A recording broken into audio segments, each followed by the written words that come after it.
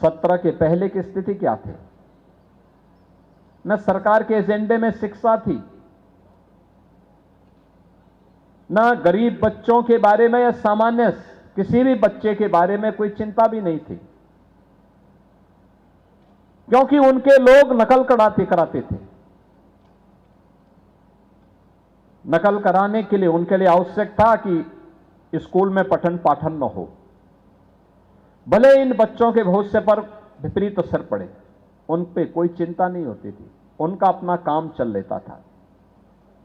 एक काम चलाओ व्यवस्था से समाज का उन्नयन नहीं होता है, राष्ट्र सशक्त नहीं होता है, समृद्धि की नई ऊंचाइयों तक हम नहीं प्राप्त कर सकते।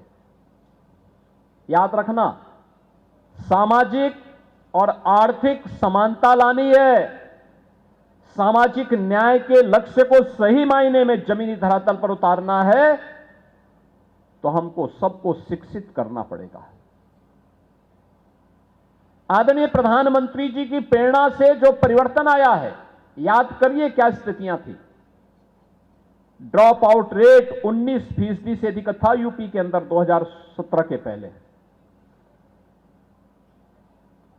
तीसरी, चौथी, पांचवी, छठी क्लास के बाद बच्चे स्कूल छोड़ देते थे, नहीं जा पाते थे।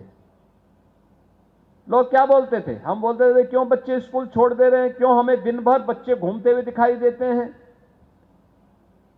क्यों घूमते हुए दिखाई देते हैं। हमें नाराजगी व्यक्त करनी पड़ती थी कि मैं किसी रोड पे जाता हूं, मैं देखता हूं बच्चे दिन भर घूमते हैं, कोई तालाब में खेल रहा है, कोई भैंस के साथ खेल रहा है, कोई किसी मोहल्ले में वहां पर कीचड़ में ऐसे खेले जा रहे हैं, धूल में खेले जा रहे हैं, क्यों घूम रहे हैं, वो स्कूल क्यों नहीं जा रहे हैं? तो लोग कहते थे साहब स्कूल दूर है। हमने प्रदेश भर से डाटा इकट्ठा करवाए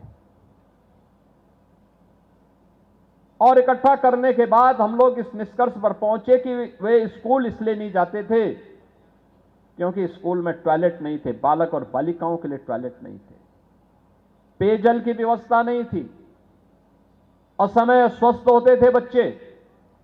आज मुझे इस पर गौरव की अनुभूति होती है कि आदरणीय प्रधानमंत्री जी की प्रेरणा से, उनके मार्गदर्शन और उनके नेतृत्व में आज बेसिक शिक्षा परिषद की लगभग सभी विद्यालयों में बालक और बालिकाओं के लिए अलग अलग टॉयलेट, पेयजल की व्यवस्था हुई है और ड्रॉप आउट रेट 19% से घट करके आज मात्र 3% तक पहुंचा है। और मैं बेसिक शिक्षा परिषद से जुड़े हुए सभी अधिकारियों और सभी गुरुजनों से, सभी शिक्षकों से इस बारे में विनम्र अनुरोध करूंगा कि ड्रॉप आउट रेट को 0 तक पहुंचाने के लिए हमें कार्य करना है।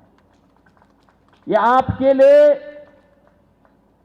एक उदाहरण होगा, आप अन्यों को इसका उदाहरण दे सकते हैं और ये बेसिक शिक्षा विभाग की सक्सेस स्टोरी होगी।